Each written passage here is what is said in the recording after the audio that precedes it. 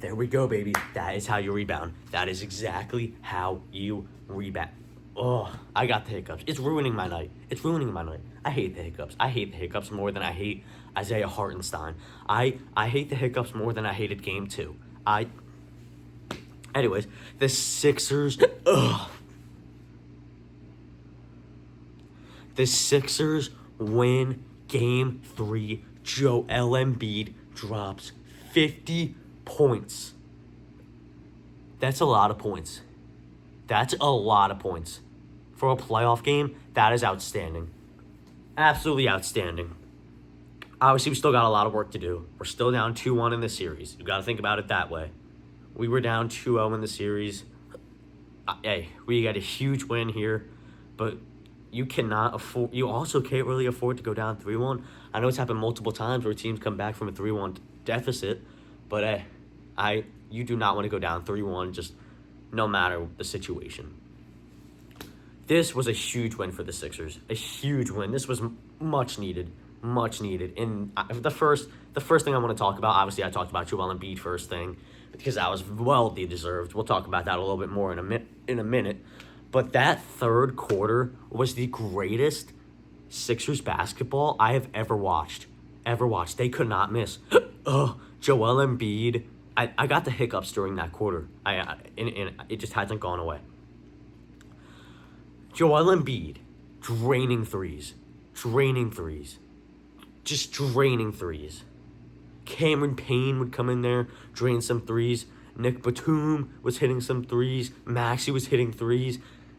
Who else was hitting threes? Kelly Oubre hit a 3. Kyle Lowry hit a 3. Everyone was dropping. Everyone was popping threes in that game. Everyone, and I loved it. That was a great quarter of basketball. 43 points in that third quarter. Amazing. Incredible stuff. That is what I expected for the first 3 games of this series. Us to take, I expected this series to actually be us leading 2-1 and then us eventually winning in 7, but hey, it's fine. It doesn't always work like that. And the biggest thing, well, not the biggest thing, obviously, the biggest thing is Joel Embiid scoring 50 points in that third quarter. But Josh Hart finally struggled a little bit. Josh Hart, he wasn't on his game tonight. He wasn't hitting his threes, wasn't really doing much. Same with, obviously, Hartenstein got off to a hot start. Hartenstein got off to a hot start, especially in that first quarter. He was like 4 for 4, going crazy. But then we slow him down in the second half. And who else did we slow down? We slowed down Josh Hart. We slowed down McBride. That's who it is. Josh Hart, McBride, and Isaiah Hartenstein. They were not, big factors. It was Jalen Brunson. Jalen Brunson. That is the Jalen Brunson that I expected to see in those first 2 games. Hey, we got him here, but we got the win. I'd much rather have that. So, Jalen Brunson was the only issue. Same with OG Anunoby. He got a little bit streaky in that game. So those were mainly the downsides.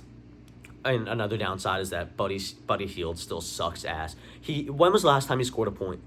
I don't know. I think he hit 1 3 in that game against the Heat in the play-in game. He still doesn't have a point this series. I love Buddy Hield. I really do. I've been watching him since he was on the Kings. Whenever he hit that buzzer beater, where he tucked under someone and then hit it and then ran out the stadium. You guys know what I'm talking about. I love Buddy Hield, but he has been so bad recently.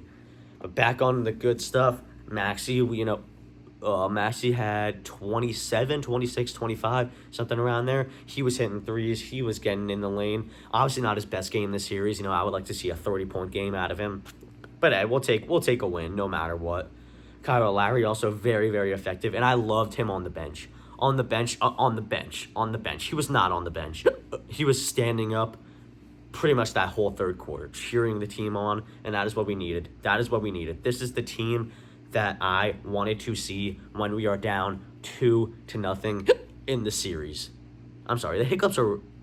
I really hope that the hiccups aren't bothering you guys as much as they're bothering me. But that was a beautiful game of basketball for the 76ers. We play Game 4 in Philadelphia on Sunday. Sunday, 1 o'clock. I'm not 100% sure if I'm gonna go to that game or not. But hey, who cares? That's gonna be a game. That's gonna be a big game. Big game. Big game.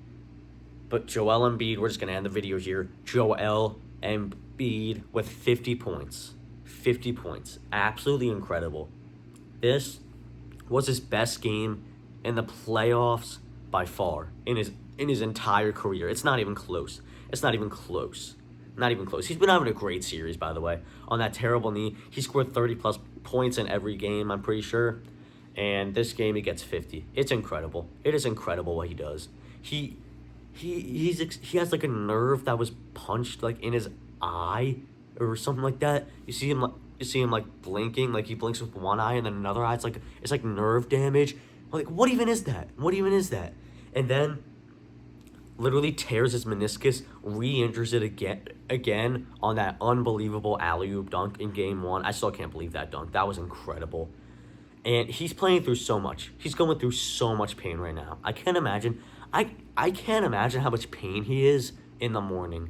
Like, the amount of pain that he has to have in the morning after his games must suck. Really, really bad. Wow. I can't believe that he does that. But 50 points clearly didn't bother him. Clearly it didn't bother him. His body language looked good this game. Embiid looked good. Embiid looked good out there. And that is really what I wanted to see. 50 points from the big fella. The main takeaway from tonight. Joel Hans, MVP. Truly incredible. The Sixers win a game in this series. We do not go down 3-0. That is huge. Still down 2-1. Got a big game coming up in game 4. And then game 5. Game 5s, whenever the series is tied up at 2. Pretty much the second most important game in the series. So, great win by the 76ers. Joel Embiid played absolutely incredible. This series is not over though. We gotta act like we're down 3-0 in game 4. That's how I view it. Hopefully Joel Embiid can keep it up. Hopefully the team can keep it up. And trust the process, baby. Sixers in 7.